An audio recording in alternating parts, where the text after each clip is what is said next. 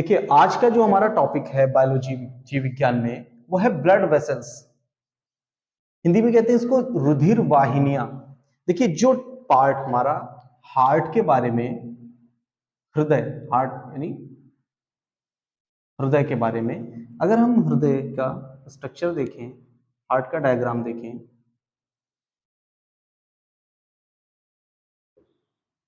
कुछ ऐसा ही देखने को मिलता है।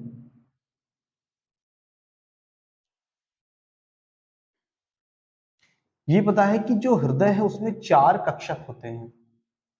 4 कक्षक होते हैं, कक्षक यानी कि 4 चेंबर होते हैं इसमें ना।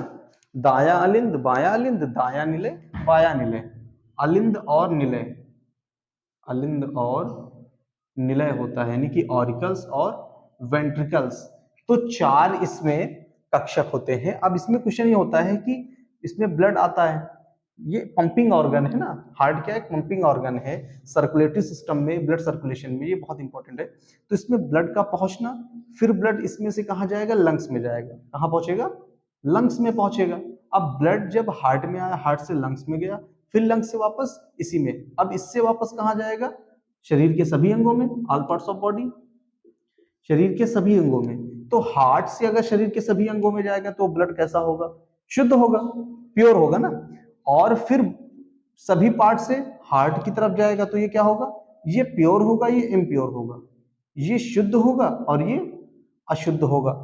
तो अब शुद्ध और अशुद्ध के बीच में पॉइंट यहां पर ये आता है कि जो ब्लड प्योर है उसमें क्या है, जो इम्प्योर है उसमें क्या है। देखिए, इसके लिए अगर हम रिस्पायरेशन का टॉपिक देखें, बहुत शॉर्ट में पहले देख लीजिए कि रिस्पायरेशन जो होता है, श्वसन जो होता है, उसका मतलब एक तो बहुत शॉर्ट में ये है कि ऑक्सीजन लेना और कार्बन डाइऑक्साइड रिलीज करना, ऑक्सीजन लेना, कार्बन डाइऑक्साइड मुक्त करना। ऑक्सीजन जो होता है जब वो हीमोग्लोबिन के साथ, हीमोग्लोबिन बताएंगे अभी क्या होता है, जिसकी वजह से आरबीसी बनता है, ब्लड रेड दिखाई देता है, लाल दिखाई देता है। तो ऑक्सीजन हीमोग्लोबिन मिलकर ऑक्सी हीमोग्लोबिन बनाते हैं, जिससे ब्लड प्योर हो जाता है। देखिए, रुधिर वाहिनियों के बारे में बता रहे हैं कि हृदय में शुद्ध रुधिर, हृदय में शुद्ध रुधिर का प्रभाव रुधिर वाहिनियों द्वारा, रुधिर वाहिनियां का मतलब ब्लड वेसल्स, रुधिर वाहिनियां क्या होती है कि हृदय में शुद्ध रुधिर का प्रभाव रुधिर वाहिनियों द्वारा शरीर के समस्त भागों में होता है, तथा शरीर में से अशुद्ध रक्त को एकत्र करके, अशुद्ध रक्त को एकत्र करके रुधिर वाहिनियों में पुनः, रुधिर वाहिनियों से पुनः हृदय में पहुंचता है। समझ रहे हैं। अब यहां पर यह है कि इसका आकार कैसा होता है। तो देखिए, जिसका विभिन्न जो वाहिनियां हैं इनका आकार अलग अलग तरह से होता है, विभिन्न प्रकार के होते हैं। सबसे मोटी जो रुधिर वाहिनी होती है उसका व्यास लगभग 1 सेंटीमीटर होता है। सबसे मोटी जो होती है उसका व्यास क्या होता है, 1 सेंटीमीटर। और सबसे पतली जो होती है उसका व्यास 0.001 मिलीमीटर होता है। सबसे पतली जो होती है ब्लड वेसल्स वो है, सबसे मोटी जो ब्लड वेसल्स है वो ये है। अब रुधिर वाहिनियां जो है वो कितने प्रकार की होती हैं, तो रुधिर वाहिनियां 3 प्रकार की होती हैं, ठीक है। एक होती है धमनी, दूसरी होती है शिरा, तीसरी होती है रुधिर कोशिकाएं। धमनी जिसे हम आर्टरी कहते हैं, शिरा वेन्स, और ब्लड कार्पसल्स यानी कि रुधिर कोशिकाएं, रुधिर कहिए, रक्त कहिए, ब्लड कहिए ना, ठीक है। देखिए, धमनियों का एक सिंपल सा प्रोसेस ये है, खास करके क्लास 10th में इसका लाइफ प्रोसेस जो चैप्टर है उसमें इसके बारे में पूछा जाता है। देखिए, धमनी वो है हृदय से अंगों की ओर। अब ये हार्ट है ना, हार्ट से शरीर के सभी भागों में जो ब्लड पहुंचेगा वो किसकी हेल्प से पहुंचेगा, आर्टरी की हेल्प से। किसकी हेल्प से, आर्टरी की हेल्प से, धमनियों की सहायता से। तो इसमें जो ब्लड जा रहा है वो कैसा होगा, शुद्ध होगा। तो इसीलिए हमने यहां पर लिखा कि हृदय से अंगों की ओर ब्लड ले जाना। हार्ट से बॉडी के सभी पार्ट्स में जो ब्लड जाता है वो कौन ले जाता है, आर्टरी ले जाती है। और आर्टरी जो ले जाती है उसमें कैसा ब्लड होता है, प्योर होता है ना। इसका जब डायग्राम देखते हैं तो उसमें ब्लू कलर और रेड। धमनी का काम क्या है, हृदय से अंगों की ओर ब्लड को ले जाना, ठीक है, चला है ना, चल रहा है ना। हाँ, हार्ट से बॉडी की तरफ। तो इसमें कैसा ब्लड होता है, प्योर ब्लड होता है। अब एक बात यहां पे और हमें ध्यान देना है कि जो पल्मोनरी धमनी होती है, ठीक है, जो पल्मोनरी आर्टरी होती है इस हार्ट में, उसमें क्या होता है कि हृदय से फेफड़े की ओर जाता है। अभी हमने कहा कि जो धमनियां हैं उनमें जो ब्लड होता है वो शुद्ध होता है, लेकिन एक धमनी है जिसमें शुद्ध नहीं होता, अशुद्ध रुधिर होता है, वो कौन सा है? देखिए, जब इसमें से ब्लड निकला, हार्ट से निकला, कहां गया? लंग्स में गया, ठीक है ना, फेफड़े में गया। तो लंग्स में जब गया तो वो ब्लड अगर पहले से ही प्योर होगा तो क्यों जाएगा? क्योंकि लंग्स तो हेल्प कर रहा है ना प्योर करने के लिए, ऑक्सीजन के लिए। तो इसका मतलब जो ब्लड पल्मोनरी धमनी में होता है, हार्ट से लंग्स की तरफ, हृदय से फेफड़े की तरफ जाता है, वो कैसा ब्लड होता है? अशुद्ध होता है, ठीक है। अब आ जाइए शिरा में। देखिए, जो शिराएं होती हैं जिसे हम वेन्स कहते हैं ना, तो ये इसी का अपोजिट हो जाएगा। जैसे धमनी में बताया हृदय से अंगों की ओर, तो शिरा में क्या? अंगों से हृदय की ओर, अंगों से हृदय की ओर। ये धमनी है यानी कि आर्टरी है, और ये शिरा है यानी कि वेन है, अंगों से हृदय की ओर, ठीक है ना। अब अंगों से हृदय की ओर आएगा तो हृदय की ओर जो ब्लड आएगा इसका मतलब वो प्योर नहीं है, इसीलिए तो आ रहा है। इसका मतलब वो क्या है? अशुद्ध है। अब इसके पास आएगा तो कैसा ब्लड है? ये अशुद्ध है ना। अब अशुद्ध जब आ गया तो ये सारा ब्लड तो अशुद्ध है, लेकिन जब हार्ट से वापस इसको आएगा, हार्ट से जब वापस आएगा तो कैसा होगा? शुद्ध होगा ना। जैसे पल्मोनरी जो रुधिर होती है इसमें अशुद्ध है, लेकिन पल्मोनरी शिरा में शुद्ध हो जाएगा, ठीक है ना। और इसको नोट करना है तो एक बार नोट कर लीजिए।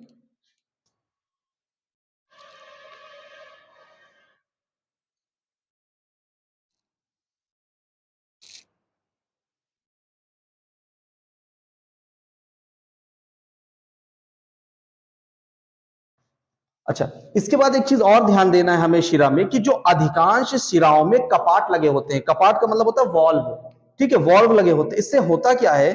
जो ब्लड के बारे में बताया जा रहा है कि रुधिर को हृदय की ओर जाने देते हैं। जो इसमें वॉल्व लगे होते हैं वो रुधिर को हृदय की ओर जाने देते हैं, लेकिन वापस नहीं आने देते, ठीक है। अब एक बचता है इसमें रुधिर कोशिकाएं, इसको थोड़ा इरेज करना पड़ेगा, उसके बाद बताते हैं।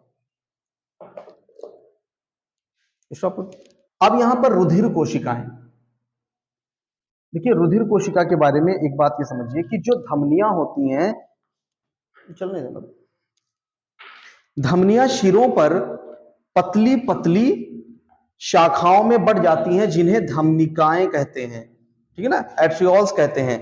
धमनिकाएं विभिन्न ऊतकों में प्रवेश कर पुनः विभाजित होकर पतली पतली कोशिकाएं बनाती हैं जिन्हें कैपिलरीज कहते हैं, ठीक है। अच्छा, अब यहां पर थोड़ा सा इसके बारे में कुछ बातें और हम बता दें। देखिए, हमारा भी आगे चल के जो टॉपिक चलेगा वो रहेगा ब्लड, इसीलिए उसके स्टार्ट करने से पहले हमने इन चीजों के बारे में बताया। देखिए, धमनी और शिरा में और भी कई अंतर हैं। जैसे कि जो शिरा होती है इनमें अभी हमने बताया जगह जगह पर कपाट होते हैं। कपाट का मतलब क्या होता है? वॉल्व होता है। जबकि जो धमनियां होती हैं उनमें कपाट नहीं होते, यानी वेन्स में वॉल्व होता है, आर्टरीज में वॉल्व नहीं होते हैं, ये कहने का मतलब है। और जब वेन्स में ब्लड नहीं होता, वेन्स में ब्लड नहीं होता तो वेन्स चिपक जाती हैं। वेन्स क्या होती हैं? चिपक जाती हैं। लेकिन धमनियों में ब्लड हो या ना हो, धमनियां नहीं चिपकती। तो ये सारे इसमें अंतर हैं अलग अलग, ठीक है। और एक परसेंटेज की बात अगर हम कर दें कि जो धमनियां हैं यानी आर्टरीज हैं, उनमें हर समय लगभग 64% ब्लड रहता है। आर्टरी में जो जितना भी शरीर में ब्लड हो, उस ब्लड का 64% ब्लड आर्टरी में रहता है हर समय, और वेन्स में 15%। वेन्स में हर समय कुल ब्लड का 15%। अब ये कंफर्म नहीं है कि कितना ब्लड किसके शरीर में होगा, है ना, लेकिन अकॉर्डिंग टू वेट के हिसाब से अगर देखा जाए, ठीक है, तो लगभग 5 to 6%, 5 से 6%। जैसे मान लीजिए उदाहरण के लिए किसी का जो वेट है 70 किलो है, 70 किलो है, तो 70 किलो के हिसाब से अगर हम 5% देखेंगे तो 70 का 5% कितना होगा? 3.5 लीटर। अगर कोई 70 किलो का है तो 5% के हिसाब से 7×35 ना, 3.5 लीटर, 3.5 लीटर। और अगर 6% के हिसाब से देखेंगे तो 7×42, 4.2 लीटर। मिनिमम टू मैक्सिमम, इतने से इतना लीटर ब्लड, है ना, ये ऐसा माना जाता है अकॉर्डिंग टू साइंस के हिसाब से, जैसा इसमें बताया गया है। अब इस ब्लड का परसेंट कहा जा रहा है, जितना ब्लड है उसका 15% जो होता है हर समय वेन्स में ब्लड रहता है। वेन्स का मतलब क्या है, समझ रहे हैं ना, शिरा में। और आर्टरी में 64% ब्लड रहता है। तो ये इसके पार्ट अलग अलग दिए हुए हैं। और इसका पीएच जो होगा, पीएच का टॉपिक अलग से बता देंगे। आज यहाँ पे थोड़ा सा ब्लड के बारे में एक डिटेल हम और दे रहे हैं कि ब्लड, हालांकि ब्लड क्या है, सेल है कि टिश्यू है? ब्लड जो है एक टिश्यू है।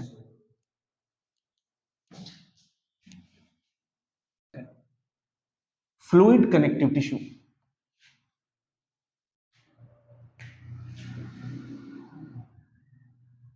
ब्लड, अब ब्लड कहिए, रक्त कहिए ना, चाहे जो कहिए, रक्त कहिए, रुधिर ज्यादा हिंदी में लिखा जाता है, रुधिर। ये क्या है? एक तरल संयोजी ऊतक है। ऊतक का मतलब टिश्यू है ना, फ्लूइड कनेक्टिव टिश्यू है। अब ब्लड में जैसे कि पढ़ते हैं आरबीसी भी है, डब्ल्यूबीसी भी है ना, प्लेटलेट्स है, एक आता है प्लाज्मा। प्लाज्मा क्या होता है पता है? देखिए, रक्त एक तरल संयोजी ऊतक है जो परिसंचरण तंत्र का यानी सर्कुलेटरी सिस्टम का मुख्य घटक है, मेन रोल उसका होता है, तथा इसी के माध्यम से रुधिर पूरे शरीर में भ्रमण करता है। ठीक है ना, सर्कुलेशन होता है। रुधिर का मैट्रिक्स हल्के पीले रंग का होता है। रुधिर का मैट्रिक्स हल्के पीले रंग का एक द्रव होता है, यानी कि एक मैटर होता है, इसी को प्लाज्मा कहते हैं। हल्के पीले रंग का होता है। मानव शरीर में रक्त की मात्रा शरीर के भार से, अभी मैंने बताया 5-6%, कहीं कहीं बुक में दिया गया है 7 से 8% भी होता है। 5 से 6 भी है, 7 से 8 भी है, ठीक है ना, दो अलग अलग परसेंटेज दिए हुए हैं ये भार के हिसाब से। इस प्रकार एक औसत भार अगर कोई 50 किलो का है तो हमने कहा उसके हिसाब से फिर कितना होगा, 5 से 5.5 लीटर, है ना, किस इस परसेंट की, क्योंकि 70 किलो का है तो 7% होगा 49, यानी 4.9 लीटर, है ना, और अगर 8 है तो 5.6 लीटर, 7×8 = 56, इस हिसाब से दिया गया है। अब स्त्रियों में पुरुषों की अपेक्षा रक्त की मात्रा कम होगी कि ज्यादा होगी? मेल और फीमेल में ब्लड की मात्रा किसमें ज्यादा होगी? अधिक जो मात्रा होती है वो इसमें होगी, मेल में। ठीक है, पुरुषों में रक्त की मात्रा महिलाओं के अपेक्षा अधिक होती है और महिलाओं में पुरुषों की अपेक्षा कम होता है। ठीक है, प्लाज्मा के बारे में एक बार और सुन लीजिए कि यह रुधिर जो होता है, प्लाज्मा रुधिर का क्या है? तरल निर्जीव भाग है जिसमें रुधिर का 50-60%, 50 से 60% भाग होता है। प्लाज्मा में रुधिर प्रोटीन, हार्मोन्स, एंजाइम ये सब पाया जाता है। ठीक है, प्लाज्मा में क्या क्या पाया जाता है? ब्लड तो होता ही होता है। प्लाज्मा में पहली चीज क्या है? ब्लड होगा, उसके बाद प्रोटीन होगा, हार्मोन्स होगा, एंजाइम होगा, इतनी चीजें कंपलसरी हैं। प्लाज्मा में प्रतिरक्षी पदार्थ जिसे हम एंटीबॉडीज कहते हैं, एंटीजेंस और एंटीबॉडीज के अकॉर्डिंग ही ब्लड ग्रुप डिवाइड होते हैं। ये कार्ल एंड स्टीनर ने बताया है, इसके बारे में भी आगे बताया जाएगा। ठीक है, तो प्लाज्मा में प्रतिरक्षी पदार्थ पाए जाते हैं, एंटीबॉडीज पाए जाते हैं, और 90% इसमें देखिए, पहले हमने कहा कि क्या पाया जाता है? एंटीबॉडीज। एंटीबॉडीज पाए जाते हैं 90%, और 10% इसमें थोड़ा सा डिवाइड होता है। इसमें 90% जो पाया जाता है वो क्या होता है? इसमें 90% जो होता है वो जल होता है। 90% इसमें क्या होता है? वाटर होता है, और 10% में अन्य चीजें होती हैं।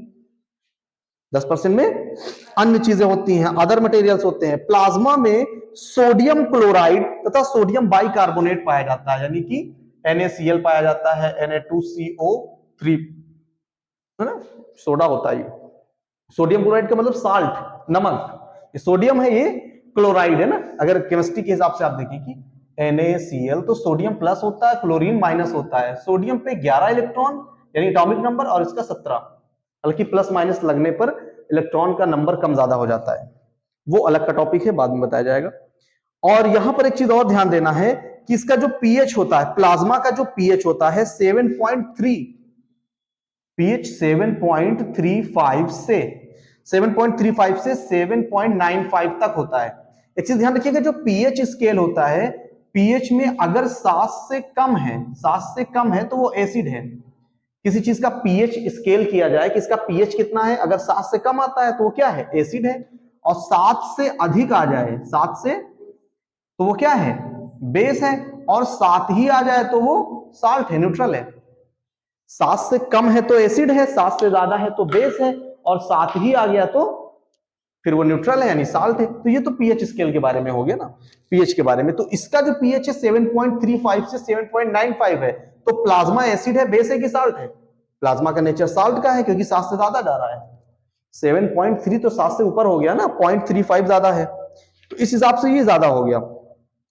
यहां पे जो ब्लड कार्पसेल्स के बारे में है, रुधिर कणिकाएं हैं, उनके बारे में एक पाया जाता है थ्रोम्बोसाइट्स।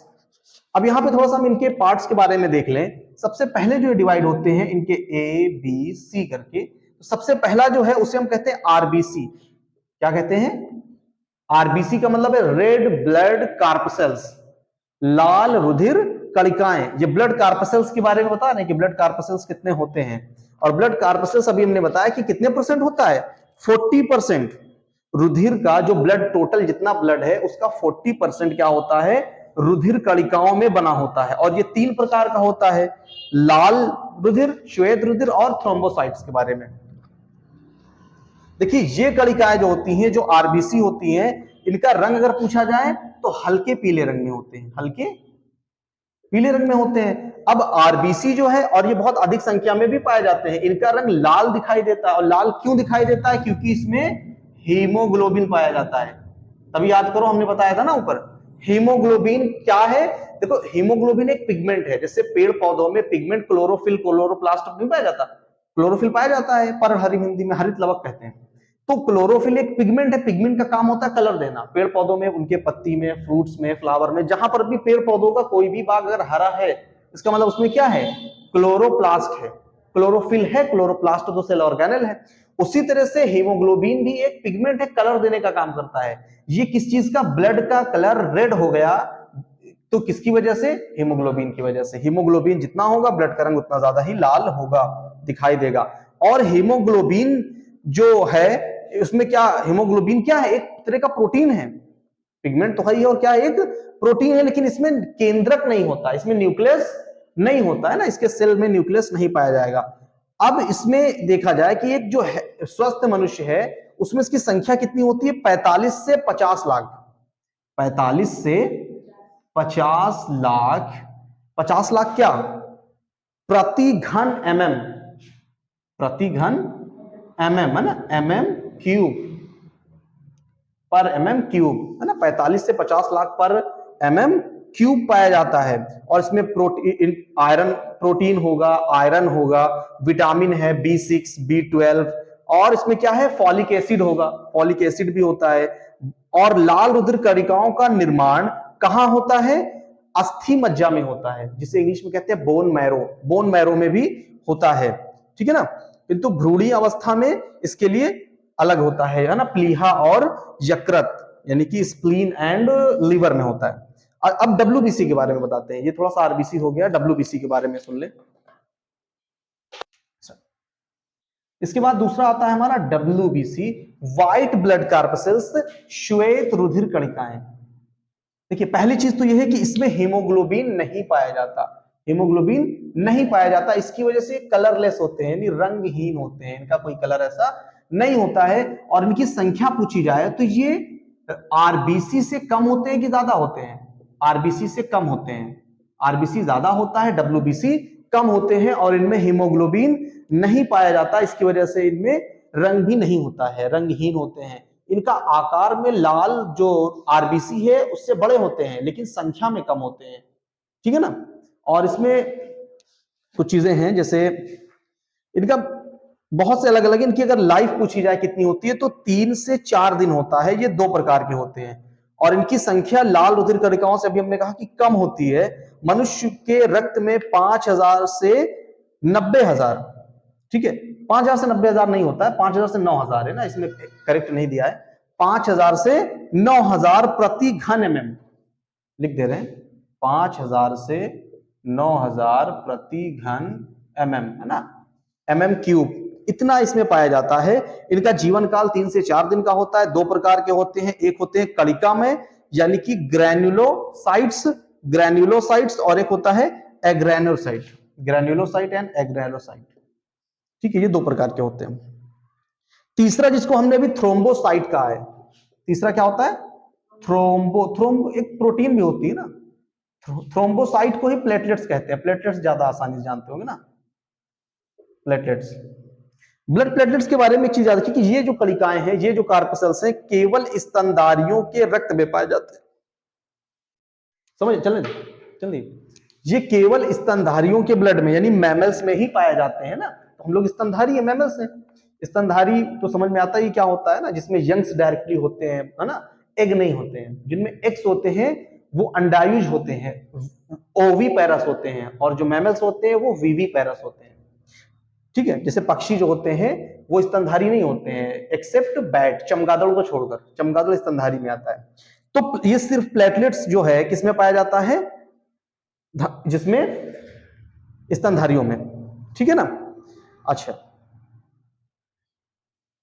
इनका निर्माण अस्थि मज्जा की कोशिकाओं में टूट फूट से होता है। अस्थि मज्जा यानी वही बोन मैरो जहां पर आरबीसी बन रहा है।